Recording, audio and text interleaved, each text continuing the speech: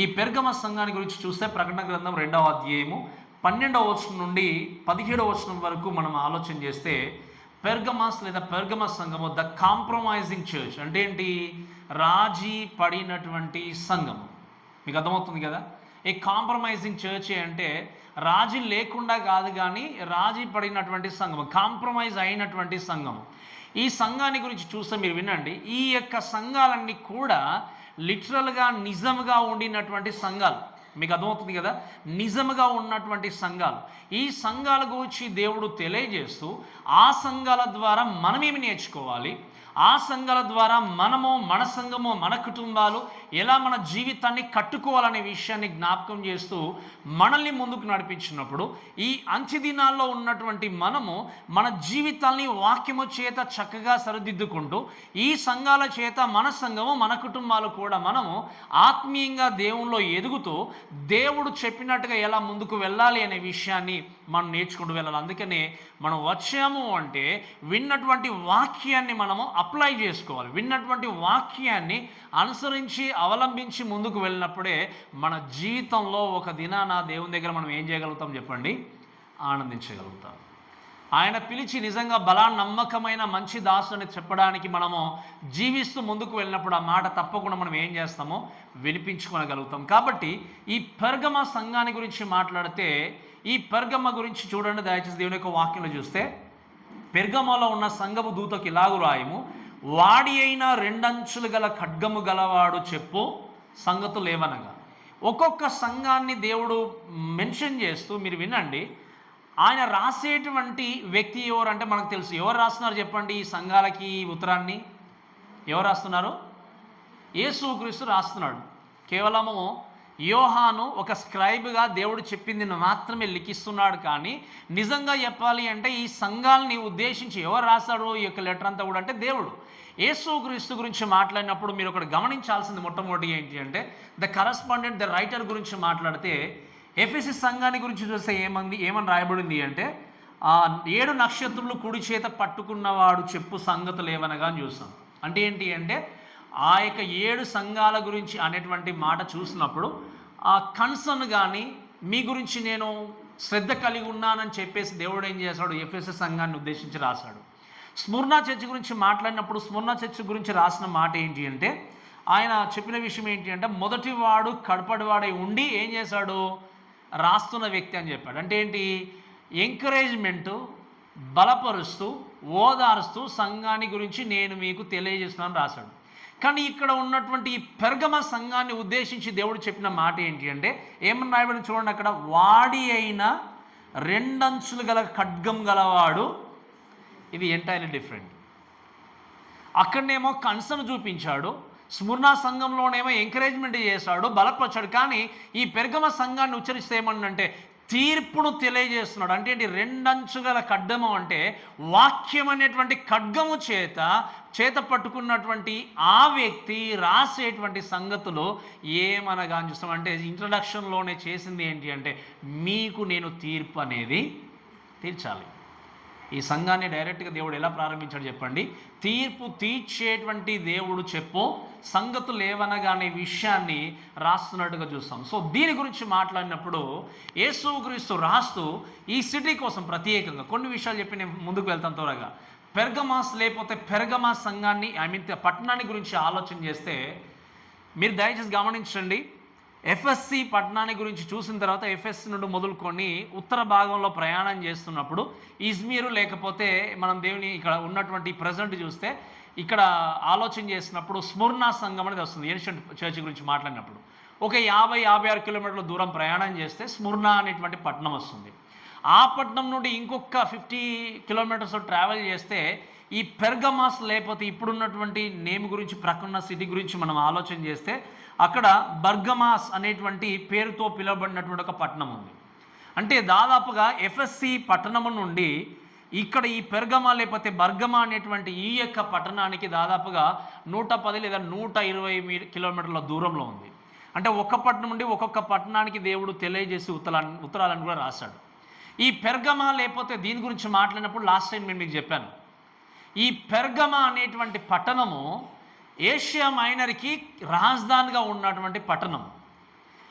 రాజధానిగా ఉన్నటువంటి పట్టణం కానీ అన్ని పట్టణాలలాగా ఎక్కువ పేరు ప్రఖ్యాతులు లేకపోయినా ఈ పట్టణము రాజధానిగా ఉన్నటువంటి పట్టణంగా కాలంలో ఉంది.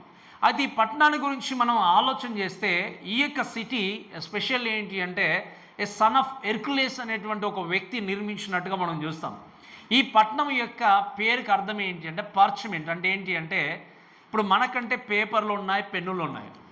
ఆ కాలంలో ఏదైనా రాయాలంటే ఈ బైబిల్ కూడా రాసినటువంటి కాలంలో పపైరస్ తర్వాత పార్చ్మెంట్ అంటారు. అంటే ఏంటి అంటే చెట్ల బెరడ్లు తీసుకొని రాసేవారు. అంతేకాకుండా ఎనిమల్ అంటే జంతువుల యొక్క చర్మాన్ని తీసి తోలును తీసి అది ఎండబెట్టిన తర్వాత వాటి మీద ఏం చేసేవాళ్ళంటే వాటి మీద రాసేవాళ్ళు. ఈ పర్చ్మెంట్ అంటే అర్థం ఏంటి అంటే జంతువు నుండి తీయబడినటువంటి తోలుతో రాసినటువంటిది మొట్టమొదటిగా ఎక్కడ ప్రారంభించబడింది అంటే పెర్గమాట అయినటువంటి పట్టణంలో. ఆ యొక్క ప్రారంభించిన పనిని బట్టి ఆ పట్టణానికి ఏమని పేరు పెట్టబడింది చెప్పండి? పెర్గమ అనేటువంటి పట్టణం అనే పేరు పెట్టబడింది. కాబట్టి ఈ విషయాలు గుర్తుపెట్టుకున్నాక ఈ యొక్క పట్టణం గురించి ఆలోచన చేసినప్పుడు మీరు గమనిస్తే దేవుని యొక్క వాక్యంలో మనం కొన్ని విషయాలు చూస్తూ మనం ముందుకు వెళ్దాం. దాన్ని బట్టి ఇంకా మనం ఈ యొక్క బ్యాక్గ్రౌండ్ గురించి కొన్ని విషయాలు మనం ఆలోచన చేయొచ్చు. ఈ పట్టణము తర్వాత ఈ పట్టణంలో పెర్గమ అనేటువంటి సంఘము ప్రారంభించబడింది. ఈ యొక్క సంఘము కూడా ఎప్పుడు ఎగ్జాక్ట్ డేట్ అనేది మనకు తెలియదు, కానీ అపోస్తల కార్యాన్ని పట్టి చదివినప్పుడు అపోస్తలైనటువంటి పౌలు ప్రయాణం చేస్తూ ఎఫెసీ ప్రాంతానికి వెళ్ళడానికంటే ముందు ఆ యొక్క దారి మధ్యలో ఇక్కడ ఆయన కొన్ని వాక్యమును బోధిస్తూ వెళ్తూ ఉన్నప్పుడు మీరు వినండి. ఎఫెసీ పట్టణములో చాలామంది వచ్చి గ్యాదర్ అయ్యేవారు. కాబట్టి అక్కడ ఆయన వాక్యము బోధించినప్పుడు చుట్టుపక్కల ఉన్నటువంటి వ్యక్తుల ద్వారా ఆ యొక్క వర్తమానం రీచ్ అయ్యి అక్కడ పెర్గమ అనేటువంటి సంఘము ప్రారంభించబడింది అనే విషయాన్ని మనం చూస్తాం. కాబట్టి అంతకంటే ఎక్కువ మనము ఈ సంఘం గురించి ఎక్కువ ఇన్ఫర్మేషన్ లేదు, కానీ మీకు టైం ఇంటికి వెళ్ళిన తర్వాత అపోస్తల కార్యం 16వ అధ్యాయం అదేవిధంగా 19వ అధ్యాయం మీరు చదువుకున్నట్టయితే మీకు ఈ యొక్క సంఘాన్ని గూర్చి ఎలా ప్రారంభించబడింది అనే విషయాలు కొన్ని మనకు అర్థమవుతాయి. కాబట్టి ఇవన్నిటికంటే ప్రాముఖ్యంగా మనం ముందుకు చూస్తే రైటర్ గురించి మాత్రమే కాదు, పట్టణం మాత్రమే కాదు, ఇంకా ఆలోచన చేస్తే మీరు చూడండి ఈ చర్చ్ గురించి మాట్లాడుతూ దేవుడు చెప్పిన విషయాలు ఏంటి అంటే అన్ని సంఘాల్లాగానే ఎఫెసీ సంఘం లాగా అలానే స్ముర్నా సంఘం లాగా ఈ పెర్గమ సంఘాన్ని కూడా దేవుడు మెచ్చుకుంటున్నాడు, ప్రశంసిస్తూ ఏమన్నాడు ఒక విషయంలో అంటే చూడండి, సాతాను సింహాసనం ఉన్న స్థలంలో నువ్వు కాపురం ఉన్నావని నేను ఎరుగుదును, మరియు సాతాను కాపురమున్న ఆ స్థలములో నాయందు విశ్వాసి అయి ఉండి నన్ను గూర్చి సాక్షి అయిన అంత్యపనువాడు మీ మధ్యను చంపబడిన దినములలో నీవు నా నామము గట్టిగా చేపట్టి నాయందలి విశ్వాసమును విసర్జింపలేదని నేను కమండేషన్ అంటే ఏంటి, ప్రశంస లేదా ఆ యొక్క సంఘాన్ని చూసి యేసుక్రీస్తు మెచ్చుకుంటూ ఒక్క విషయాన్ని బట్టి మెచ్చుకున్నాడు. దీని గురించి మాట్లాడినప్పుడు మీరు వినండి, దేవుని యొక్క వాక్యం చూస్తే స్పెషల్లీ ఒక 2 విషయాల గురించి మనం ముందుకు వెళ్దాం. ఏంటి అంటే ఆయన అన్నాడు, ప్రత్యేకంగా ఆలోచన చేస్తే సాతాను సింహాసనం ఉన్న స్థలంలో నీవు కాపురం ఉన్నావని ఎరుగుతుంది. మీరు వినండి, సాతాను సింహాసనం ఎక్కడ ఉంటుంది అనుకుంటున్నారు? ఎక్కడ చెప్పండి? సాతాను సింహాసనము కొంతమంది ఆలోచన చేస్తే నరకమేం కదా అనుకోవచ్చు కొన్నిసార్లు. ఈ లోకానికి అధిపతి ఎవరు? సాతాను. ఆ టైములో ఈ పెర్గమ అనేటువంటి పట్టణాన్ని ఆలోచన చేసినప్పుడు సాతాను యొక్క సింహాసనం అక్కడ ఉంది అని ఎందుకు మెన్షన్ చేయబడింది అంటే ఈ పట్టణం గురించి మనం ఆలోచన చేసినప్పుడు మీరు వినండి, ఆల్మోస్ట్ 4 మేజర్ గాడ్స్ని వాళ్ళు పూజించేవాళ్ళు. ఆ 4 దేవతల గురించి మాట్లాడినప్పుడు మొట్టమొదటి దేవుడు ఎవరంటే ఎథేనే అంటాం. అంటే ఏంటి, అయినా ఆ జ్ఞానాన్ని ఇచ్చే దేవుడు అంటారు. రెండవ దేవుడు ఎవరంటే అస్క్లోపీస్ అంటారు. ఈయన ఎవరు అంటే మెడికల్కి సంబంధించినటువంటి దేవుడు, అంటే గాడ్ ఆఫ్ హీలింగ్ అంటారు. అంటే బాగు చేసే దేవుడు అనే విషయాన్ని వాళ్ళు జ్ఞాపకం పెట్టుకుంటూ ఆ దేవుడిని ఆరాధించేవారు. అంతేకాకుండా ఇంకా డైనోసస్ అంటారు. అంటే ఈయన డ్రంకన్నెస్ లేకపోతే త్రాగేటువంటి దేవుడుగా ఉండి ఆ దేవుని కూడా పూజించేవారు. ఇంకొక ప్రాముఖ్యమైన దేవుడు ఎవరు అంటే జ్యూస్. ఈయన ఎవరు అంటే ruler of heavens and earth. అంటే ఏంటి అంటే ఈ సమస్త లోకాన్ని సృష్టించినటువంటి దేవుడు జ్యూస్ అనేటువంటి ఈ యొక్క దేవతలను ఆరాధించేవాళ్ళు. ఇంకా చెప్పాలి అంటే ఈ యొక్క పెర్గమ అనేటువంటి ప్రాంతము సమస్త విగ్రహారాధనకి ఒక ప్రాథమికమైనటువంటి స్థలంగా ఉంది. అందుకే దేవుడు ఏమన్నంటే ఇది సాతాను కాపురం ఉండేటువంటి స్థలము. అక్కడ లేనటువంటిది ఏమీ లేదు. ఎంతో పెద్ద దేవాలయాలు. ఇంకా చెప్పాలి అంటే మనం లాస్ట్ వీక్ చెప్పినట్టుగా సీజర్ను ఆరాధించడం అనేది, సీజర్ను పూజించడం అనేది క్రీస్తు శకము 29వ సంవత్సరంలో మొట్టమొదటిగా పెర్గమ పట్టణంలోనే ఆ యొక్క సీజర్ కూడా ఒక పెద్ద టెంపుల్ కట్టారు. ఎవరికి చెప్పండి? ఎవరి కాలంలో తెలుసా? యేసుక్రీస్తు బ్రతికున్నప్పుడే, యేసుక్రీస్తు బోధిస్తున్నప్పుడే ఈ పెర్గమ అనేటువంటి ప్రాంతంలో సీజర్ను ఆరాధించాలి అని చెప్పి సీజర్కు ఒక పట్టణాన్ని ఒక టెంపుల్ని కట్టారు. రాజుగా ఉన్న వ్యక్తిని ఏం చేయాలి? గౌరవించాలి. రాజుగా ఉన్న వ్యక్తికి భయపడి జీవించాలి. కానీ ఈ సీజర్ ఏం చేశాడు అంటే రాజుగా మాత్రమే కాదు, నేను ఒక దేవుణ్ణి అని కనపరుచుకున్నాడు. కాబట్టి ఆయనకి ఏం చేశారు చెప్పండి? ఒక టెంపుల్ కట్టారు. కాబట్టి అటువంటి టెంపుల్స్ అనేటివి ఈ సీజర్ కోసము చాలా టెంపుల్స్ ఎక్కడున్నాయో చెప్పండి? పెర్గమ పట్టణంలో ఉన్నాయి. పెర్గమాలో ఉండేటువంటి విగ్రహారాధన మరి ఎక్కడ కూడా లేదు. ప్యాగన్ కల్చర్ అంతా కూడా అక్కడే ఉంది. కాబట్టి ఈ పట్టణాన్ని ఉద్దేశిస్తూ ఇక్కడ ఉన్నటువంటి భక్తుడు, ఇక్కడ ఉన్నటువంటి యోహాను రాస్తూ ఈవెన్ యేసుక్రీస్తు తెలియజేస్తే ఏమన్నాడు అంటే, సాతాను కాపురం ఉండేటువంటి స్థలంలో నీవు ఉన్నావని ఎరుగుదును, మరియు సాతాను కాపురం ఉన్న ఆ స్థలంలో నాయందు విశ్వాసి ఉండి నన్ను గూర్చి సాక్షిగా ఉన్న వ్యక్తి. మీరు వినండి, ఇటువంటి భయంకరమైనటువంటి విగ్రహారాధన ఉన్నప్పుడు, ఇటువంటి భయంకరమైనటువంటి విగ్రహారాధనలో ముందుకు వెళ్తూ ఉన్నప్పుడు, ఇటువంటి ప్యాగనిజంలో ఈ యొక్క సిటీ అంతా ఉన్నప్పుడు, అటువంటి సిటీలో మీరు ఆలోచన చేస్తే ఏంటి అంటే, ఒక వ్యక్తి సాక్షిగా దేవుని కొరకు బ్రతికి ఈవెన్ దేవుడి కొరకు హతసాక్షిగా అయినట్టుగా మనం చూస్తాం. మీకు అర్థమవుతుంది కదా? ఇక్కడ కొంచెం మీకు ఇన్ఫర్మేషన్ ఇంకొంచెం రావాలి అంటే, ఈ పట్టణము ఆ కాలంలో ఏంటి అంటే ప్రపంచానికి ఒక ఆయుర్వేద మెడికల్గా లేకపోతే స్వస్థత కలగజేసేటువంటి సెంటర్గా ఉండేది అప్పుడు. ఎందుకంటే ప్రపంచంలో ఆ కాలంలో ఆలోచన చేస్తే మొట్టమొదటిగా హిపోక్రటీస్ అనేటువంటి వ్యక్తి ప్రపంచంలో మొట్టమొదటిగా ఫేమస్ కలిగినటువంటి వైద్యుడు. ఆయన తర్వాత ఎవరు అంటే గాలస్ అని చూస్తాం. ఈ గాలస్ యొక్క పేరు మీదనే ఈ అస్కలోస్ అనేటువంటి టెంపుల్ కట్టినట్టుగా మనం చూస్తాం. ఈ యొక్క పట్టణము ఇంత విగ్రహారాధనలో కానీ లోకంలో ఉన్నటువంటి ప్రతి ఒక్క విషయంలో ఇన్వాల్వ్ అయి ముందుకు వెళ్తున్నప్పుడు, ఇటువంటి భయంకరమైనటువంటి ఈ యొక్క స్థితిలో ఈ పెర్గమ సంఘం ఉన్నప్పుడు, ఈ పెర్గమ సంఘాన్ని గురించి మాట్లాడుతూ దేవుడు మెచ్చుకుంది ఏంటి అంటే, అటువంటి స్థలములో నాయందు విశ్వాసి అయి ఉండి నన్ను గూర్చి సాక్షి అయిన అంతిపై అనువాడు మీ మధ్యను చంపబడిన దినములలో నీవు నా నామమును గట్టిగా చేపట్టి నా యందలి విశ్వాసము విసర్జింపలేదని నేను. మీరు వినండి, దేన్ని బట్టి ప్రశంసిస్తున్నాడు దేవుడు? ఇటువంటి భయంకరమైనటువంటి సిచ్యువేషన్లో మీరు ఉన్నారు. ఇటువంటి భయంకరమైనటువంటి ఈ పట్టణంలో మీరు ఉన్నప్పుడు అంతియోప అనేటువంటి ఈ యొక్క వ్యక్తి, ఈయన ఎవరు అంటే ఈ సంఘానికి కాపరుగా ఉన్న వ్యక్తి. కొద్ది కాలం ఈ అంతియోప అయినటువంటి వ్యక్తిని మీరు మీ మధ్యలో వారు చంపినా కూడా ఆ యొక్క సమయంలో కూడా మీ విశ్వాసాన్ని విడవకుండా మీరు ఏం చేశారు? గట్టిగా పట్టుకున్నారు. కాబట్టి అందును బట్టి నేను ఏం చేస్తున్నాను? మిమ్మల్ని ప్రశంసిస్తున్నా అన్నాడు దేవుడు. మీరు వినండి, ఈ యొక్క ప్రత్యేకంగా ఆ యొక్క మొదటి శతాబ్దం నుండి ఆలోచన చేస్తే పర్సిక్యూషన్ అనేది స్టార్ట్ అవుతూ వచ్చింది. డొమినిషన్ ఏం చేశాడు? అందరిని హింసిస్తూ ముందుకు వెళ్ళిన తర్వాత 2వ శతాబ్దం 3వ శతాబ్దానికి వచ్చిన తర్వాత కాన్స్టాంటైన్ అన్నటువంటి ఒక వ్యక్తి దాదాపుగా 300 నుండి 600 వరకు భయంకరమైనటువంటి శ్రమల గుండా వెళ్ళారు విశ్వాసులు. తొలి శతాబ్దాల్లో మీరు ఆలోచన చేస్తే భయంకరమైనటువంటి పర్సిక్యూషన్ గుండా వెళ్ళడం మాత్రమే కాదు, ఆ కాలంలో ఏం జరిగింది అంటే మీరు ఆలోచన చేస్తే క్రైస్తవులుగా పిలువబడుతున్నటువంటి వ్యక్తులు పర్సిక్యూషన్ మాత్రమే కాదు, ఇంకొక కోణంలో ఆలోచన చేస్తే లోకములో యేసుక్రీస్తును నమ్ముకున్నామని చెప్పి లోకముతో కలిసిపోయిన వ్యక్తులు ఉన్నారు. లోకముతో కలిసిపోయి ఉన్నటువంటి సంఘాల్లో ఎవరో ఒక అన్యుడు వచ్చి, ఎవరో ఒక వేరే దేవతను పూజించే వ్యక్తి వచ్చి ఒక ప్రీస్ట్గా, యాజకుడు ఉండేవాడు. అందరితో కలిసి పెద్దలుగా జీవించేవాడు. ఈ విధంగా సంఘము లోకం అనే తేడా లేకుండా అంతా కూడా కలిసిపోయి దేవునికి వ్యతిరేకమైనటువంటి పాపాన్ని కొనసాగించే క్రైస్తవులు కూడా ఆ కాలంలో ఉన్నారు.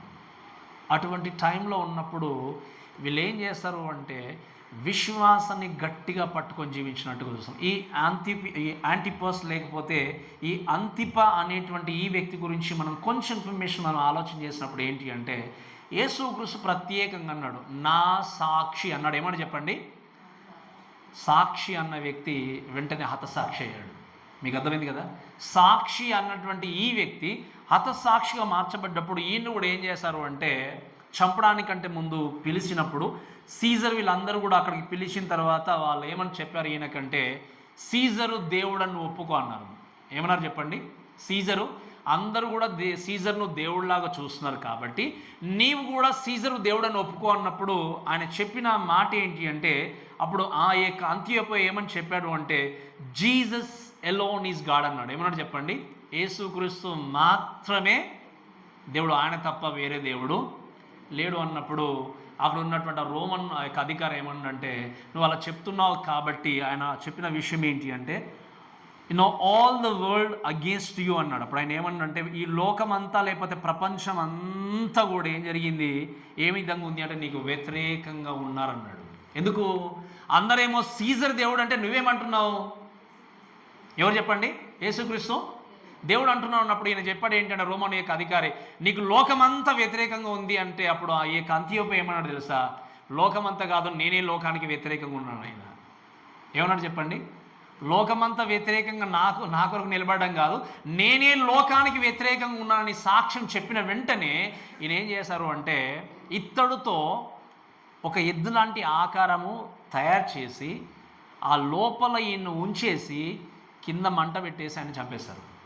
మీకు అర్థం చెప్పిన మాట. ఒక ఎద్దు లాంటి ఆకారంతో ఇత్తడి ప్రతిమను తయారు చేసి లోపలని ఈయన ఉంచేసి మంట కింద పెట్టేసి ఆయన ఆ విధంగా చంపేశారు. భయంకరమైనటువంటి పరిస్థితుల గుండా చాలామంది ఆదిమ సంఘం నుండి వచ్చినటువంటి క్రైస్తవులు హతసాక్షులు అయ్యారు. అవన్నీ మీకు దేవుని చిత్తబద్ధంగా మనం నేర్చుకుంటాం. ఎటువంటి భయంకరమైనటువంటి శిక్షలు వేసేవారు అంటే, రకరకాల మనం ఊహించడానికి కూడా భయంకరంగా ఉండేటి శిక్షలు. బట్ ఈ విధంగా చనిపోతానని తెలిసినా కూడా లాస్ట్ వీక్ చూసాం పోలికార్పు ఏం చేశాడు చెప్పండి? ఇంకెందుకు ఆలస్యం చేసాం, నన్ను చంపేమని వెళ్ళిపోయాడు. ఈయన ఏమన్నాడు చెప్పండి? లోకమంతా నీకు వ్యతిరేకంగా ఉంది అన్నప్పుడు ఈయన ఏమన్నాడు? ప్రపంచానికి నేనే వ్యతిరేకంగా ఉంది, ఎందుకంటే నాకు కేవలం దేవుడు యేసుక్రీస్తు మాత్రమే. ఇటువంటి ఈ సిచ్యువేషన్లో ఈయన బ్రతికి వెళ్ళిపోయిన తర్వాత ఇక్కడ ఉన్నటువంటి ఈ ప్రజలు కూడా ఈయన చూసిన తర్వాత విశ్వాసములో గట్టిగా నిలబడి దేవుని కొరకు సాక్షులుగా ఉన్నారు. అందుకే నేను లాస్ట్ వీక్ జ్ఞాపకం చేస్తే మరొకసారి ఈ మాటలు బట్టి తెలియజేస్తుంది ఏంటి అంటే, క్రైస్తవుడుగా మన జీవితాన్ని కొనసాగిస్తున్నప్పుడు మీరు వినండి, ఎప్పుడైనా మొదటి నుండి ఆలోచన చేసి చూసినప్పుడు ఈ 12 మంది అపోస్తుల గురించి మాట్లాడినా కూడా, అందుకే మనం ఎప్పుడైనా మీరు దయచేసి గమనించండి, నేను ఇదివరకు కూడా మీకు ఒకసారి జ్ఞాపకం చేస్తాను. యోహాను తప్ప, ఈ పుస్తకాన్ని రాసిన యోహాను తప్ప మిగతా వాళ్ళందరూ కూడా సంపూర్ణమైన ఆయుష్ కలిగి చనిపోయారు చెప్పండి. ఎప్పుడు చనిపోయారు చెప్పండి? వాళ్ళు మోస్ట్లీ అందరూ కూడా యవన కాలంలోనే కన్ను మూసారు. అందుకే అప్పుడప్పుడు ప్రశ్న వేసుకుంటా ఉంటాను నేను కొన్నిసార్లు, ఇంత వాళ్ళు సేవ జరిగించి యవన కాలాన్ని కూడా వాళ్ళు ధిక్కరించి ప్రక్కన పెట్టి చావుకు కూడా ఎదురెళ్ళి ఎందుకు మరణించారు అంటే, వారిని సజీవంగా లేపేటువంటి దేవుడు ఉన్నాడన్న విశ్వాసంతో ఏం చేస్తారు చెప్పండి? అంటే ఏంటి? ఈ యొక్క సంపూర్ణమైన జీవితం మాకు అవసరం లేదు, ఈ యొక్క లోకం మాకు అవసరం లేదు, మాకు కావాల్సింది ఏంటి అంటే మమ్మల్ని విడిపించి సంపూర్ణమైనటువంటి జీవితాన్ని ఇచ్చే దేవుడు, నిత్య జీవాన్ని అనుగ్రహించే దేవుడు కావాలి అని చెప్పి ఈ లోకాన్ని ఈ జీవితాన్ని సాక్రిఫైస్ చేసి వారి జీవితాన్ని ముగించుకున్నారు. కానీ ఈరోజు ఉన్నటువంటి ఎంతోమంది క్రైస్తవులు దేవుణ్ణి ప్రక్కన పెట్టి, దేవుని అమ్మివేసి, దేవుని కొరకు జీవించకుండా ఈ జీవితం విలువైంది అని జీవితాన్ని కొనసాగిస్తూ ఈ లోకంలో దేవుని కొరకు సాక్షిగా జీవించినటువంటి వ్యక్తులు ఎంతోమంది ఉన్నారు. కానీ వారు మర్చిపోయే విషయం ఏంటి అంటే, ఈ ప్రాణము కంటే నీ ఆత్మ విలువైంది. ఐ ఈ దేహము కంటే, ఈ లోకము కంటే, ఈ శరీరానికంటే నీ ఆత్మ విలువైంది. ఎందుకంటే నీ ఆత్మకి మరణం అనేది లేదు, నీ దేహానికి మరణం ఉందా లేదా చెప్పండి? నీ దేహం ఒకరోజు కుళ్ళిపోవాల్సిందే, మట్టిలోనికి వెళ్ళిపోవాల్సిందే, మట్టిలో కలిసిపోవాల్సింది. కానీ నీలో ఉంచినటువంటి నీ ఆత్మను దేవుడు విడిపించి ఒకవేళ క్రీస్తును అంగీకరిస్తే, పరలోకము అంగీకరించకపోతే నిత్యాన్ని అగ్నిలోనికి తప్పకుండా పంపించేటువంటి శక్తి కలిగినటువంటి దేవుడు మన దేవుడు. వీరందరినీ చూసినప్పుడు వాళ్ళు జీవితాన్ని ప్రేమించలేదు, లోకాన్ని ప్రేమించలేదు. వారు ప్రేమించింది ఏంటంటే దేవుని మాత్రమే. ప్రభువా, మీరు మమ్మల్ని ప్రేమించి మా మీద ఏదైతే మీరు నమ్మకం నుంచి పంపించారో దాన్ని మేము నెరవేర్స్తూ ముందుకు వెళ్తామని చెప్పి ప్రాణాలను లెక్క చేయకుండా ఏం చేస్తారు చెప్పండి? జీవితాలు అర్పించారు. వాళ్ళు కొలుస్తున్న దేవుడు, వారు ఆరాధిస్తున్న దేవుడు వేరు కాదు. మనం ఆరాధిస్తున్న దేవుడు, వారు ఆరాధించిన దేవుడు ఒకడే. కానీ ఈరోజు ఈ యొక్క విషయాలు అర్థం చేసుకునే స్థితిలో ఉండి ఎంతోమంది జీవితాన్ని ప్రక్కన పెట్టి దేవుడి కొరకు సాక్షిగా బ్రతకలేని వాళ్ళు ఎంతోమంది ఉన్నారు. కనీసము దేవుడి కొరకు సమయాన్ని ఇవ్వనివ్వటువంటి వారు ఎంతోమంది ఉన్నారు. దేవుడి కొరకు సాక్షిగా బ్రతకనేని వాళ్ళు ఎంతోమంది ఉన్నారు. అందుకే నేను చాలాసార్లు చెప్పిన, వారు చేసినటువంటి సేవలో వారు బ్రతికినటువంటి బ్రతుకులో ఒక్కసారి మీ జీవితాన్ని పరీక్షించుకోండి. Can you say at least 1%? ఒక పర్సెంట్ బ్రతుకుతున్నాను ప్రభావాల్లో అనుకుంటే I don't think so, even not even 1%. We're very busy in every area. అందుకే చెప్తున్నాను, లోకాలు మీరు గమనించి నేను చాలాసార్లు చెప్పాను, దేవుడి కొరకు వెచ్చించిన సమయం ఎప్పుడు కూడా మీ జీవితంలో వ్యర్థం కాదు. అయ్యో నేను దేవుని యొక్క సంఘానికి వచ్చి 2-3 గంటలు వేస్ట్ చేశానంటే నువ్వు ఎప్పుడు రిగ్రెట్ కాలేవు నీ జీవితంలో. లేదా మిగతా రోజుల్లో దేవుని యొక్క సంఘానికి వచ్చి కూర్చున్నాను, ప్రార్థన ఇంత 10 నిమిషాలు ప్రార్థన చేసి వెళ్ళిపోయి గంట చేశాను, ఈరోజు గంట టైం అంతా వేస్ట్ అయిపోయింది నా జీవితంలో అనేటువంటి సందర్భం ఎప్పుడు నీ జీవితంలో రాదు. ఒకసారి మీ జీవితాన్ని, మీ సమయాన్ని దేవుడికి ఇచ్చి చూడండి, ఖచ్చితంగా ఆయన గొప్పతనం మీకు అర్థమవుతుంది. You have plenty of time, మీకు చాలా సమయం ఉంది. కానీ ఆ సమయాన్ని మనం ఏం చేస్తున్నామంటే వ్యర్థపరుస్తున్నాం. కొంతమంది అనేవారు ఉన్నారు, మాకు 24 అవర్స్ కూడా సరిపోతలేదు, ఇంకా 25 అంటే బాగుండే అనేవారు ఉన్నారు. కొంతమంది 26 అనేవారు ఉండొచ్చు. కానీ ఒక్కసారి తిరిగి చూసుకుంటే ఈ 24 గంటల్లో దేని గురించి వెచ్చించాము, దేని కొరకు ప్రయాసపడ్డామంటే you have plenty of time to think about Jesus, you have plenty of time to not talk about Jesus. But ఏం చేస్తున్నాం, చాలా మట్టుకు మనము వదిలేస్తున్నాం. గమనించండి, వీళ్ళు ఏం చేస్తారంటే ది సాక్రిఫైస్డ్ ది లైఫ్స్. ఈ అంత్యోపాయకుడు ఏం చేశాడు అంటే తను సాక్షిగా లోకంలో జీవించి మరణించినట్టు చూస్తాం. ఇంకా ఈయన గురించి మాట్లాడేది ఏంటి అంటే, he was the man who would rather die than compromise. ఈ లోకము అంత వ్యతిరేకంగా నీకున్నారని అన్నా కూడా ఆయన ఏమన్నాడు, నేను లోకానికి ఉన్నాడు. మీరు వీళ్ళంతా స్టోరీస్ అంతా మీరు చూసుకుంటారండి, వాళ్ళ పక్కన ఎవరు నిలబడలేదు. మీకు అర్థమవుతుంది, ఎవరు కూడా నేను ఉన్నాను నీతో పాటు చనిపోతానని ఎవరు కూడా లేకపోయినా వాళ్ళు ఏం చేస్తారు, ఒంటరిగా దేవుని కొరకు సాక్రిఫైస్ చేస్తారు. అందుకే ఈరోజు మీరు వినండి, మనం ఎవరిని చూస్తాం, గుంపును చూసి పరిగెత్తాం. వాళ్ళు క్రైస్తవులా, వాక్యాన్ని అనుసరించేవారా, వాక్యం బ్రతికేవారా. కొంతమందికి ఎలా ఉంటారంటే ప్రతి విషయంలో కాంప్రమైజ్, రాజీ పడే జీవితాన్ని కలిగి ఉన్న వ్యక్తులు. గమనించండి, రాజీ పడనటువంటి జీవితాన్ని క్రీస్తు కోరుకుంటున్నాడు. Maybe you seems to be alone in this world who wants to leave for Jesus with heartfully but still stand for truth, stand for his word. That's a very primary task. నీ జీవితంలో ఎవరు కూడా నీ పక్కన నిలబడే వాళ్ళు కనబడకపోవచ్చు, నీతో జీవించే వాళ్ళు ఉండకపోవచ్చు. నువ్వు సత్యం కొరకు బ్రతికినప్పుడు, సత్యం కొరకు జీవించినప్పుడు, క్రీస్తు కొరకు బ్రతికినప్పుడు ఎవరు నీ పక్కన నిలబడకపోయినా నువ్వు బ్రతకాలి దేని కొరకంటే నిన్ను విడిపించేవాడు, నిన్ను కరుణించేవాడు, నీ జీవితాన్ని పరలోకము తీసుకెళ్లే వ్యక్తి ఎవరు చెప్పండి? దేవుడు మాత్రమే, మానవుడు కాదు. వీళ్ళకి తెలుసు కాబట్టి వీళ్ళు ఏం చేస్తారు చెప్పండి, కాంప్రమైజ్ కాలే.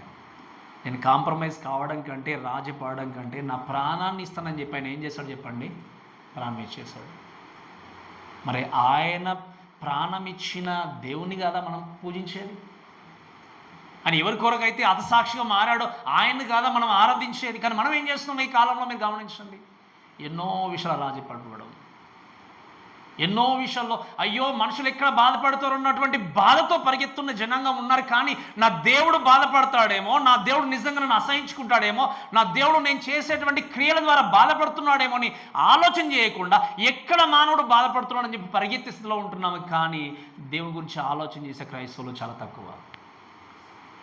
మీరు గమనించండి, వారికి మనకంటే ఎక్కువ బలమేం లేదు, శక్తి ఏం లేదు, ఆస్తి లేదు, అంతస్తు లేదు, మనలాంటి మానవులే వాళ్ళు కూడా. కానీ వాళ్ళు దేవుడి సత్యం కొరకు ఒంటరిగా నిలబడి ఏం చేస్తారు చెప్పండి, సాక్షి నిలబడ్డారు. ఈరోజు we think about lot of big crowds, పెద్ద సంఘం, చాలా పెద్ద జనాలు ఎక్కువ ఉన్నారంటే చాలా గొప్ప ఉంది అనుకుంటాం. బట్ రిమెంబర్, వేరే ఒకవేళ చిన్న చర్చ్ అయినా, తక్కువ మంది ఉన్నా, ఎక్కడ ఏ విధంగా ఉన్నా కూడా నువ్వు చివరికి ఒంటరిగా మిగిలిపోవాల్సి వచ్చినా కూడా దేవుని కొరకు సాక్షి నిలబడే వ్యక్తి నిజమైన క్రైస్తవుడు. అక్కడ పోలికర్పు కానీ, ఇక్కడ అంత్యోప కానీ వీళ్ళు ఎవరు కూడా ఎవరిని చూసి వాళ్ళ జీవితాలు త్యాగం చేయలేదు. అంత బోల్డ్నెస్గా సాక్ష్యం చెప్పారంటే అర్థం ఏంటి? ఎవరిని చూసి చెప్పారు చెప్పండి? దేవుడిని చేస్తారు. ఈరోజు ఒకవేళ అటువంటి పరిస్థితి మనకి ఎదురైతే, అయ్యో నా ప్రక్కన వీళ్ళున్నారు కాబట్టి నన్ను రక్షిస్తారేమో, వీళ్ళున్నారు రక్షిస్తారేమో అనేది కాదు. నువ్వు దేవుడి మీద ఆధారపడినప్పుడు ఆయనను విడిపించేవాడు ఆయనే, రక్షించేవాడు ఆయనే. అందుకే షద్రక్ మేషక్ అబేద్నెగో చెప్పిన మాటలు ఎప్పుడు కూడా నాకు గుర్తుంటాయి. ఏమన్నాడు చెప్పండి? వాళ్ళు అగ్నిలోనికి వెళ్ళడానికి అంటే ముందు ఆయన రక్షించకపోయినా కూడా మేమేం చేస్తాము? ఏం చేస్తాం చెప్పండి? ఆ ప్రతిమకి మాత్రం మేము మొక్కము. And that is real faith. అది నిజమైన విశ్వాసం. అయితే ఇటువంటి ఈ సంఘము ఇలా ఉంటున్నప్పుడు బట్ జరిగింది ఏంటి అంటే ఈ సంఘము రాజీ పడింది. మీకు అర్థమైంది కదా, స్ముర్ణ సంఘం ఎంత స్ట్రాంగ్గా నిలబడిందో ఈ సంఘం వాళ్ళు నిలబడలే. రాజీ పడిన విషయం చూస్తే దయచేసి మనం చదువుదాం 14వ వచనం నుండి. The condemnation. అప్పుడు దేవుడు ఏం చేయాల్సి వచ్చింది, ఒక వార్నింగ్ ఇవ్వాల్సి వచ్చింది ఈ సంఘానికి. ఏంటి అంటే చూడండి దయచేసి 14వ వచనం చదువుదాం, చదవండి దయచేసి. అయినను నేను నీ మీద కొన్ని తప్పిదములు మోపవలసి ఉన్నది, అవేవనగా విగ్రహములకు బలిచ్చిన వాటిని తినునట్లును, జారత్మము చేయునట్లును ఇశ్రాయేలుకు ఉరియొడ్డుమని బాలాకునకు నేర్పిన బిలాం బోధలను అనుసరించి వారు నీలో ఉన్నారు. అటువలనే నికాలోయితుల బోధ అనుసరించి వారును నీలో. ఈ యొక్క సంఘము ఇటువంటి అంత్యోప ఇంత చక్కగా సాక్రిఫైస్ చేసిన ఈ సంఘాన్ని దేవుడు ఉద్దేశించి చెప్పిన మాట ఏంటి అంటే, నువ్వు రాజీ పడ్డావు అన్నాడు. ఏమన్నాడు చెప్పండి దేవుడు? ఒకటే అన్నాడు మాట. చూడండి అక్కడ ఏమన్నాడు, అయినను అంటే ఏంటి, నీ విశ్వాసాన్ని గట్టిగా పట్టుకొని నువ్వు ముందుకు వెళ్తున్నావు కూడా, అయినను నీ మీద ఏమన్నాడు చెప్పండి, కొన్ని తప్పిదములు మోపవలసి ఉన్నవి అన్నాడు. ఎవరన్నారు చెప్పండి ఈ మాట? యేసుక్రీస్తు అన్నాడు. ఎవరిని చూసి అన్నాడు? పెర్గమ సంఘాన్ని చూసి ఏమంటాడంటే, అయినా కూడా ఏం చేయాలి, నీ మీద కొన్ని తప్పిదములు మోపాలి. ఏంటి అంటే మీరు చూడండి అక్కడ వాక్యం చూస్తే, విగ్రహాలకు బలిచ్చిన వాటిని అంటే మనం చూస్తాం. పాత నిబంధనలో ఉన్నటువంటి బిలాము ఏం చేశాడు, బాలాకు రాజుతో కలిసి ముందుకెళ్ళినప్పుడు లాస్ట్ నేను మీకు జ్ఞాపకం చేస్తాను, శపించమని వేడుకున్నప్పుడు బాలాకు, కానీ బిలాము ఏం చేశాడు, దేవుణ్ణి అడుగుతానని చెప్పి ఒక ప్రక్కన దేవుని దగ్గరికి వెళ్ళి దేవుని దగ్గర మొరపెట్టుకుంటూ, ఇంకో ప్రక్కన ఏం చేశాడు, డబ్బు మీద ఆశ కలిగి బాలాకుతో చేతులు కలిపి ఇశ్రాయేలు జనాంగము మోయాబీలతో చేరి ఏం చేశారు చెప్పండి, పాపము చేయడానికి ప్రేరేపించబడినటువంటి ఒక వ్యక్తిగా ఉన్నాడు. కాబట్టి ఈ వ్యక్తిని ఉద్దేశిస్తూ రాయబడిన మాట ఏంటి అంటే, ఈయన బోధలు దేవునికి వ్యతిరేకమైన బోధలు అని చెప్పి దీని యొక్క వాక్యం మనం చూస్తాం. అంటే ఈ యొక్క బిలాం ఏం చేశాడు అంటే, డైరెక్ట్గా వెళ్ళి ఇస్రాయేల్ జనాంగాన్ని పాపం చేయమని చెప్పలేదు, కానీ ఇండైరెక్ట్గా ఏం చేశాడు చెప్పండి, ప్రేరేపించాడు. ఎలా ప్రేరేపించాడు దేవుని యొక్క వాక్యం చూసినప్పుడు, అవేవంటి అంటే, విగ్రహాలకు బలిచ్చిన వాటిని ఏం చేయొచ్చు మీరు, మోయాబీలు ఈ యొక్క విగ్రహాలను చాలా చేసేటువంటి వ్యక్తులు.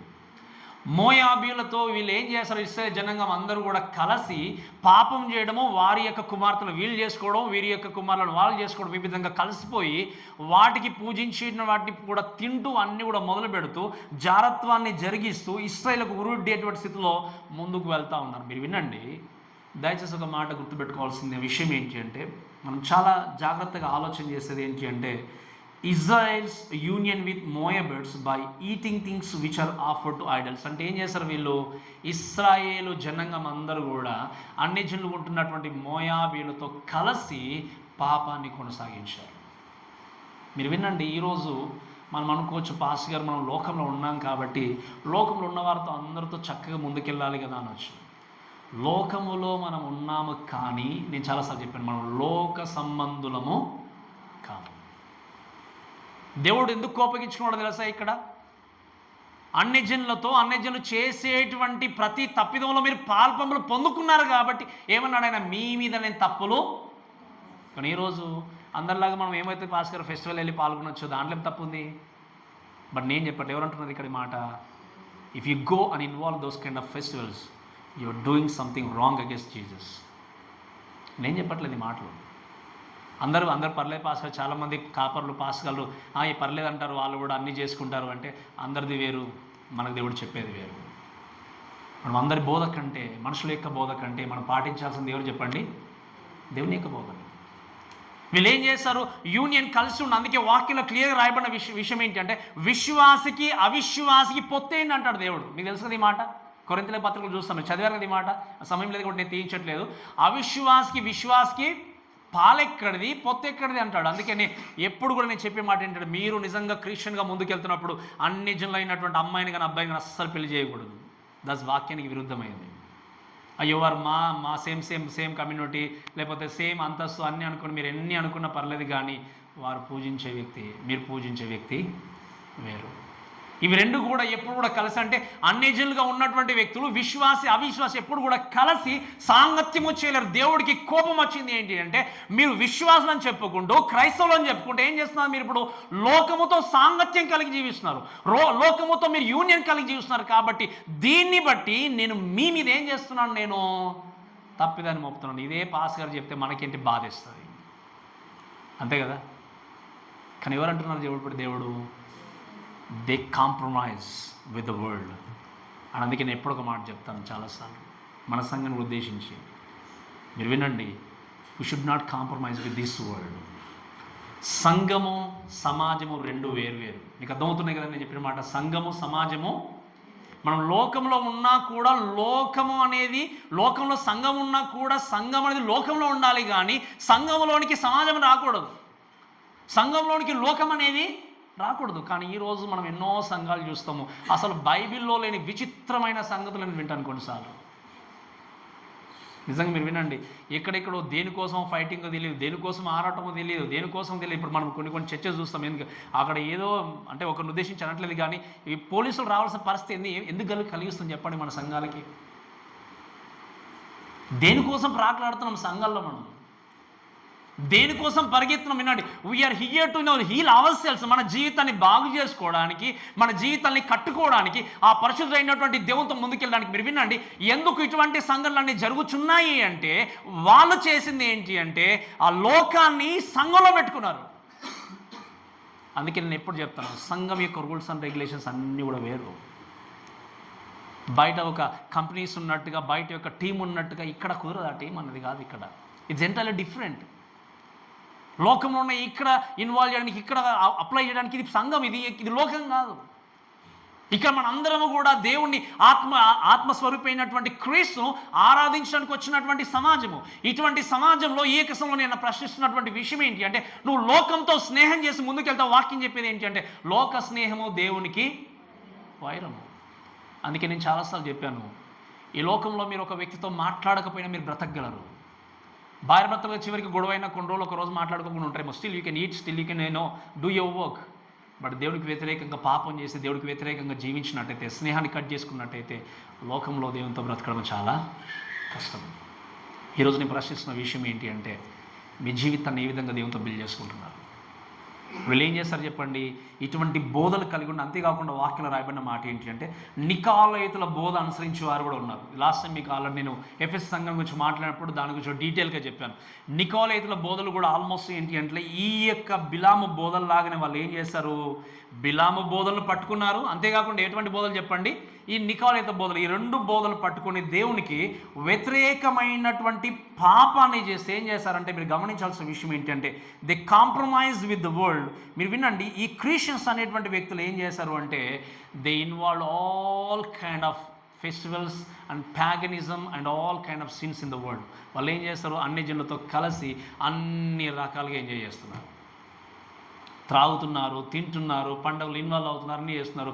మళ్ళీ పేరుకు మాత్రం మేము దేవుని బిడ్డలమంటున్నారు. ఈరోజు నువ్వు క్రైస్తవం అని చెప్పుకుంటున్నావేమో, అందరిలాగా అందరి యొక్క పండగల్లో, లేకపోతే అందరి యొక్క విధాలుగా మాట్లాడుతూ వెళ్తూ, అక్కడ ఉన్నప్పుడేమో నేను ఆ వ్యక్తిని, ఇక్కడ ఉన్నప్పుడు క్రైస్తవుని అని చెప్పుకుంటున్నావేమో. నీ గురించి దేవుడు చెప్తున్నాడు ఏంటంటే, నీలాంటి వ్యక్తుల్ని లోకం నుండి ఏం చేస్తున్నాడు, దేవుడు లోపలికి రమ్మని పిలుస్తున్నాడు. కాంప్రమైజ్. అందుకే దేవుని యొక్క వాక్యం చూసి ఏమన్నంటే, అటువంటి వ్యక్తులు నువ్వేం చేస్తావు, వాక్యంలో గమనిస్తే, బాలాకునకు నేర్పిన బిలాము బోధను అనుసరించువారు అంటే ఏంటి, నువ్వు అనుసరించే వ్యక్తులు మీ సంఘంలో ఉన్నప్పుడు నువ్వేం చేస్తావు, పర్లేదులే అని చెప్పి వదిలేసి సైలెంట్గా ఉన్నావు, కాబట్టి నీ మీద నేను ఏం చేస్తున్నాను, తప్పు మోపుతున్నా అన్నాడు దేవుడు. చర్చ్ అనేది అందరికీ కదా పాస్టర్ గారు, తాగుబోతులకు, వ్యభిచారులకు, అందరికి. కాబట్టి అందరు రావచ్చు, కానీ అందరు అదే పాపంలో ఉంటే మాత్రము నిజమైన కాపరి సహించడు. నేను కాదు, దేవుడు చెప్పే మాట. అటువంటి వ్యక్తులు నువ్వు ఏం చేస్తున్నావు, సంఘంలో ఉంచుకుంటున్నావు. సంఘంలో నువ్వు ఉన్నా కూడా పర్లేదులే, నీ పని నువ్వు కొనసాగించు, ఆదివారం వచ్చేసి వెళ్ళిపో నువ్వు చెప్తున్నావు. కాబట్టి నీ మీద నేనేం చేస్తున్నాను, తప్పు మోపుతున్నాడు. ఒక వ్యభిచారి సంఘానికి వస్తున్నట్టు అర్థం ఏంటి, వ్యభిచారాన్ని కొనసాగించాలని కాదు, ఆ వ్యభిచారం నుండి బయటకు రావాలని చెప్పేసి. ఒక త్రాగుబోతు సంఘానికి వస్తున్నట్టు అర్థం ఏంటి, ఇంకా త్రాగుతూ పక్కవారిని పాడు చేయమని కాదు, ఆ త్రాగు నుండి, మద్యం నుండి బయటకు రావాలని చెప్పేసి. ఈరోజు నీ జీవితంలో ఎవరైతే ఏంటి పర్లేదు అనే సంఘంలో నువ్వు ఉంచుకుంటూ నీ జీవితాన్ని కొనసాగిస్తున్నావు కాబట్టి నువ్వు లోకాన్ని తీసుకొచ్చి ఏం చేసావు? సంఘంలో ఉంచుకున్నావు. అందుకే ఒక వ్యక్తి అన్నాడు ఏంటి అంటే, the church is not museum to come and see, but the church is a hospital. ఆయన అన్నాడు ఒక మాట ఏంటంటే, it's a hospital for the patients అన్నట్టుగా మాట చెప్పాడు. ఏదో మ్యూజియంగా ఉండి చూస్తామా వస్తామా అన్నట్టు కాదు. బట్ చర్చ్ అనేది ఏంటి అంటే నలిగినటువంటి హృదయాలను కట్టుకునేది, జీవితాలను సరి చేసుకోవడానికి వచ్చేటువంటి.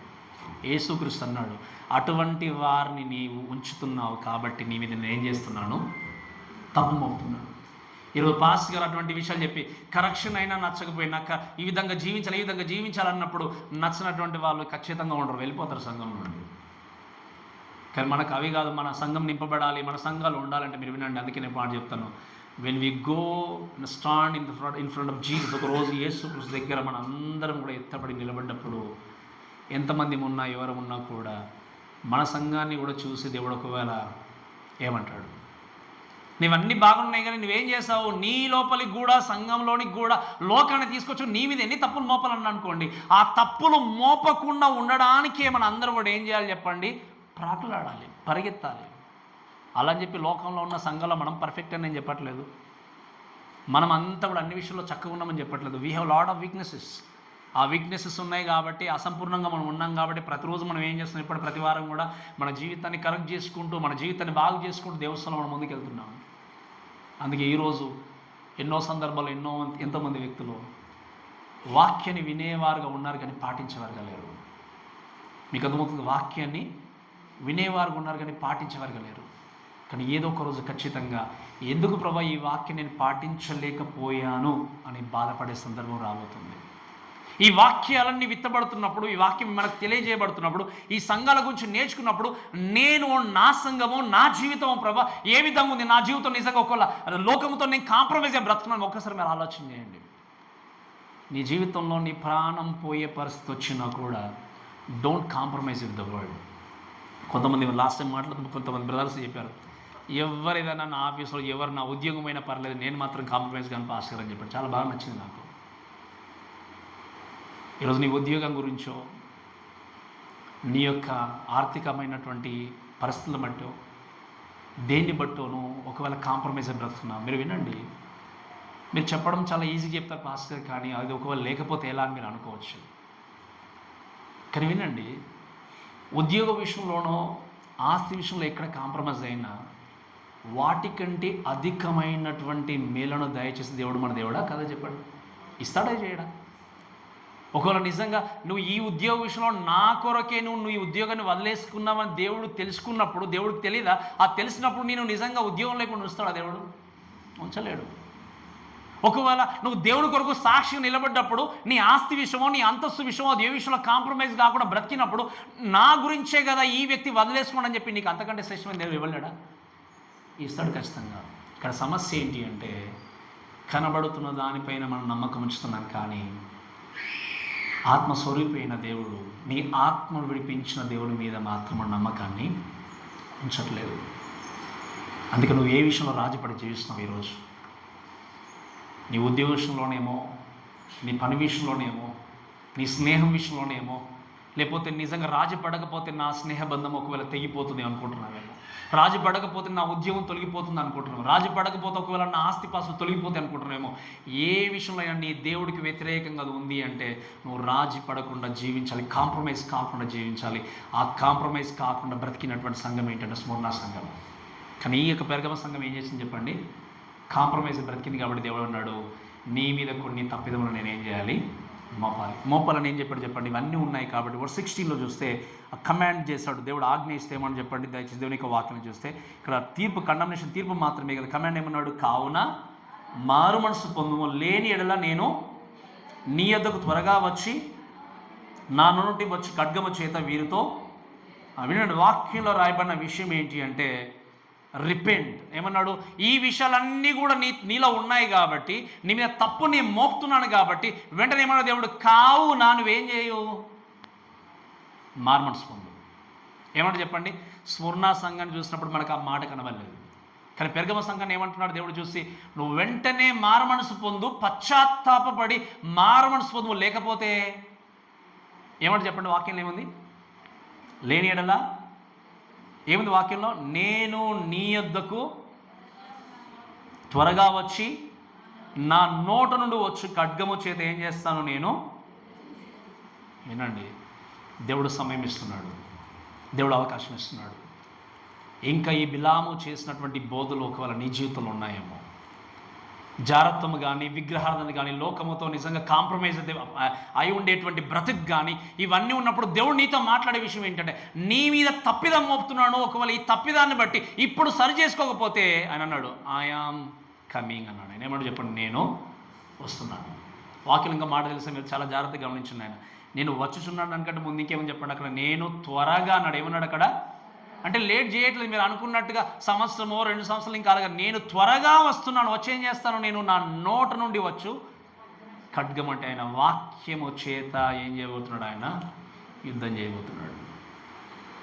ఈరోజు దేవుడు అందరికీ అవకాశం ఇస్తున్నాడు. If you really leaving against Jesus, యేసుక్రీస్తుకు వ్యతిరేకంగా జీవిస్తున్నావేమో, పాపక్రియలు కొనసాగిస్తున్నావేమో, విగ్రహాలను కొనసాగిస్తున్నావేమో, దేవుడికి వ్యతిరేకంగా అబద్ధాలు ఆడుతున్నావేమో, మోసం చేస్తున్నావు, లోకం కొరకు కాంప్రమైజ్ బ్రతుకుతున్నావేమో, ఇవన్నీ ఉంటే దేవుడు నీతో అంటున్న విషయం ఏంటో, నీ మీద నేను ఒక తప్పిదాన్ని మోపుతున్నాను. కాబట్టి తప్పిదాన్ని గుర్తిన వ్యక్తి నువ్వు చేయాల్సింది ఏంటంటే రిపెంట్.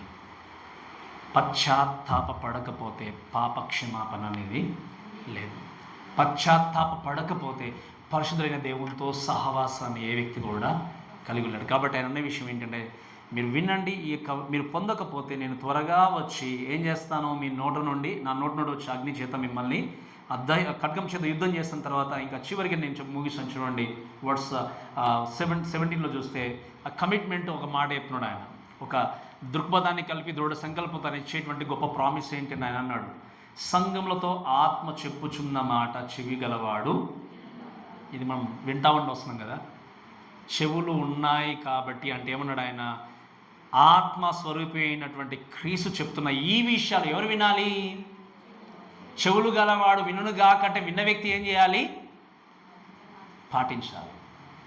చెవులు గలవాడు వినుగాక. ఆయన ఏమన్నాడు? ఆ యొక్క విన్న వ్యక్తికి అన్నాడు, జయించు వానికి మరుగయున్న మన్నాన్ని నేను ఏం చేస్తాను అంటే, ఈ విషయంలో ఈ లోకముతో కాంప్రమైజ్ కాకుండా బ్రతికిన వ్యక్తి, జయించిన వ్యక్తికి నేను ఏం చేస్తాను? మరుగై ఉన్నటువంటి మన్నాడుతో నేను నిన్ను పోషిస్తాను. మీరు వినండి ఈ మాట, కొంచెం టైం స్పెండ్ చేసి ముగిస్తాను. ఇంకా ఇస్రాయేల్ జనాంగం ఎన్ని సంవత్సరాలు ఉన్నారు చెప్పండి అరణ్యంలో?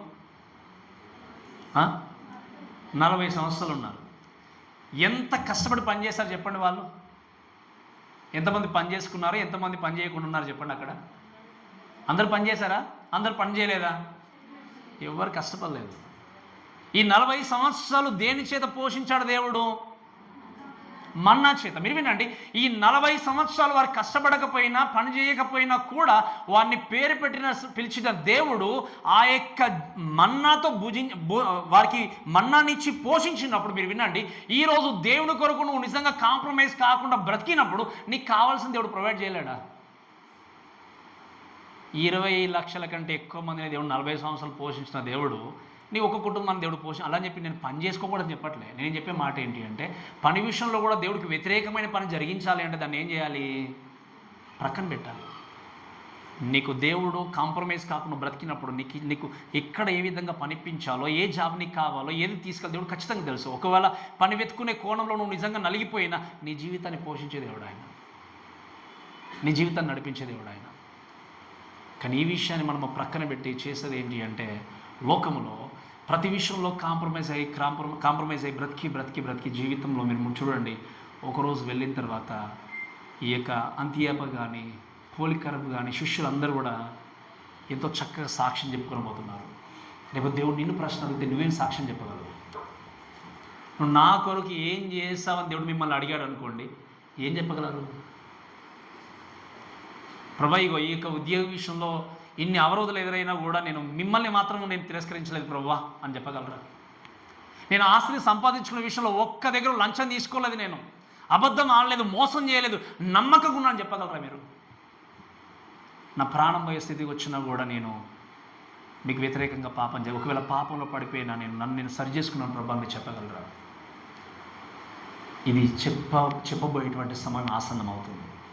అందుకే నేను చాలాసార్లు చెప్పాను, always should remember we are not permanent in this world. మనం అందరం కూడా యాత్రికులు. ఈ మాట మీరు ఎప్పుడు మర్చిపోకూడదు. ఎవరు చెప్పండి? మనం అందరం కూడా యాత్రికులు అంటే ఏంటి చెప్పండి? ఏం చెప్పండి?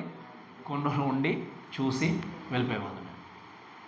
అందుకే మరి చెప్తాను కదా, ఒకరు ముందు ఒకరు వెనుక, అంతే. కొంతమంది త్వరగా ఎగ్జిట్ కావచ్చు, కొంతమంది లేటు కావచ్చు, కానీ అందరం కూడా తప్పకుండా ఈ యాత్ర ముగించాలి. యాత్ర ముగించిన వెంటనే మనం పాట పాడుకుంటాం కదా, ఆహా బూర ఎప్పుడు ధ్వనించునో, ఆహా నా ఆశ ఎప్పుడు తీరుతుంది, తండ్రి నా కన్నీటిని తుడిచినప్పుడు. ఆ కన్నీటిని తుడిచేటువంటి రోజు రాబోతుంది. నీకు వేదన ఉండదు, శోధన ఉండదు, నీ జీవితంలో ఏమాత్రం కూడా టెన్షన్ పడే అవకాశం ఉండదు. అటువంటి శాశ్వతమైనటువంటి పరలోక రాజ్యాన్ని దేవుడు గిఫ్ట్గా ఇస్తాను అంటే, ఈ లోకంలో ఎంతోమంది ఇదే శాశ్వతమని అనుకొని కాంప్రమైజ్ అయి బ్రతికేటువంటి వ్యక్తులు ఎంతోమంది ఉన్నారు. కాబట్టి మీరు వినండి, కాంప్రమైజ్ కాకుండా నువ్వు బ్రతికినప్పుడు, నేను కాంప్రమైజ్ అయినని చెప్పి నువ్వు 10 మందికి చెప్పకపోయినా, గాడ్ నోస్ ఎగ్జాక్ట్లీ నువ్వు ఎక్కడ కాంప్రమైజ్ అయ్యావో, ఏ విధంగా నీకు ప్రతిఫలం ఇవ్వాలో. నువ్వు దేవుడి కొరకు, ఇంకొక వ్యక్తి అన్నాడు, దేవుని సేవ చేయడం అంటే సమస్తాన్ని నష్టపరచుకోవడం అన్నాడు. ఏమన్నాడు చెప్పండి? సమస్తాన్ని అపొస్తలుడైన పౌలు నేను పెంటతో సమానంగా ఎంచుకున్నాను అన్నాడు.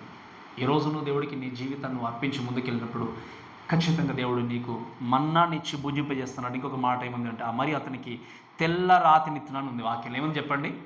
తెల్ల రాతిని అనే విషయం చూస్తే ఏంటి అంటే, ఇట్స్ లైక్ ఏ మెడల్. అంటే ఇప్పుడు మనము గమనించండి, ఎవరైనా విజయాన్ని పొందుకున్నప్పుడు మెడల్స్ ఇస్తారు, మీకు అర్థమైంది కదా, బహుమానాలు ఇస్తారు. దేవుడు ఏమన్నాడు, నీవు నీ జీవితంలో ఈ విధంగా కాంప్రమైజ్ కాకుండా బ్రతికితే నేనేం చేస్తాను, మీకు ఒక రివార్డ్ ఇస్తాను దేవుడు. ఆ రివార్డ్ ఇచ్చిన తర్వాత వాక్యంలో ఏముంది అంటే, ఆ రాతి మీద చెక్కబడిన ఒక క్రొత్త పేరును నువ్వు పొందిన వానికే కాదు మరి ఎవరికి కూడా, నాకు నీకు నమ్మకంగా మీరు జీవించి ముందుకెళ్తే మీకు దేవుడు ఏమంటున్నాడు చెప్పండి, ఒక కొత్త పేరు. ఆ పేరు ఎవరికి తెలియదు. ఎవరికి తెలుసు చెప్పండి? కేవలము అది పొందుకున్న వ్యక్తికి మాత్రమే. ఎవరికి తెలియదు ప్రపంచంలో. మరి ఆ క్రొత్త పేరుతో దేవుడు నిన్ను నన్ను పిలవబోతున్నాడు. ఆ పేరును పొందుకునే వ్యక్తిగా, ఆ మెడల్ను పొందుకునే వ్యక్తిగా మనందరం కలిసి జీవించి ముందుకు వెళ్ళాలి అంటే, మీరు వినండి, పెర్గమా సంఘంలాగా కాంప్రమైజ్ అయిన విధంగా మన జీవితాన్ని కొనసాగించకూడదు. ఒక వార్నింగ్ మనందరికీ కూడా ఇది.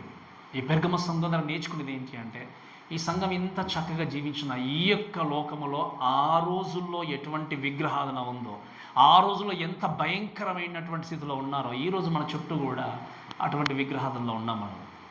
ఈరోజు మన చుట్టూ కూడా ఆ విధంగా ప్రేరేపించి మోసం చేసేటువంటి పరిస్థితుల్లో సమాజంలో బ్రతుకుతున్నాం. కానీ స్మరణ సంఘం ఏ విధంగా అయితే బ్రతికిందో, కానీ పెర్గమలాగా మనం కాంప్రమైజ్ కాకుండా, పడిపోకుండా నీ జీవితాన్ని, వ్యక్తిగతంగా నీ జీవితాన్ని, కుటుంబాన్ని నిలబెట్టుకొని ముందుకు వెళ్ళినప్పుడు దేవుడు అన్నాడు, జయించు వానికి నేనేం చేస్తాను, మన్ననిస్తాను. సో ఒకవేళ నువ్వు అటువంటి జీవితాన్ని కొనసాగిస్తే, కాంప్రమైజ్ అయి బ్రతికి నీ జీవితంలో ఉంటే దేవుడు అన్నాడు, repent. If you don't repent, I'm coming అన్నాడు దేవుడు. ఏమన్నా నువ్వు రిపెంట్ కాకపోతే, పశ్చాత్తపడకపోతే, మారు మనసు పొందకపోతే, నేను వచ్చి నా నోటి నుండి వచ్చే ఖడ్గము చేత నేను ఏం చేస్తాను, యుద్ధాన్ని జరిగిస్తాను. కాబట్టి ఈరోజు ఈ మాటలు విన్న ప్రేమ దేవుడి ద్వారా నీ పరిస్థితి ఏంటో నీకు తెలుసు, నీ వ్యక్తిగత జీవితం ఏంటో తెలుసు. ఆ పెర్గమ సంఘం గురించి అలా రాయబడిందిలే అని నీవు అనుకోకుండా, ఈ పెర్గమ సంఘంలాగా నేను కూడా ఎక్కడ పడిపోతున్నాను ప్రభువా, ఈ పెర్గమ సంఘంలాగా నేను ఎక్కడ ఒకవేళ పాపంలో ఉన్నానో, జారత్వంలో ఉన్నానో, లేకపోతే మద్యానికి బానిసగా ఉన్నానో, లోకంలో ఉన్నటువంటి విషయాల పాల్పంలో పొందుకుంటున్నానేమో, ఈ విషయంలో ఒకవేళ కాంప్రమైజ్ వ్యక్తిగా నీవు ఉంటే నన్ను బయటకు తీసుకొని రండి ప్రభు అని ప్రార్థన చేయండి. ఎందుకంటే ఆ యొక్క సంఘానికి ఛాన్స్ ఇచ్చినట్టుగానే దేవుడు నీకు ఛాన్స్ ఇస్తున్నాడు, నీకు అవకాశం ఇస్తున్నాడు. నువ్వు మారు మనసు పొందని దేవుడు తెలియజేసినప్పుడు, ఆ మారు మనసు పొంది దేవునికి నమ్మకమైన సాక్షిగా మన జీవితాన్ని మనం కొనసాగిద్దాం. ఆ విధంగా కొనసాగించినప్పుడే దేవుడి కొరకు సాక్షి బ్రతకగలం. అందుకనే మీరు గమనించండి, లోకంలో ఎవరు నీతో నడిచినా నడవకపోయినా, ఎవరు నీతో నిలబడినా నిలబడకపోయినా, నువ్వు దేవుని కొరకు ఏం చేయాలి, కాంప్రమైజ్ కాకుండా వ్యక్తిగా నువ్వు జీవించాలి. Even is cost to lose your life.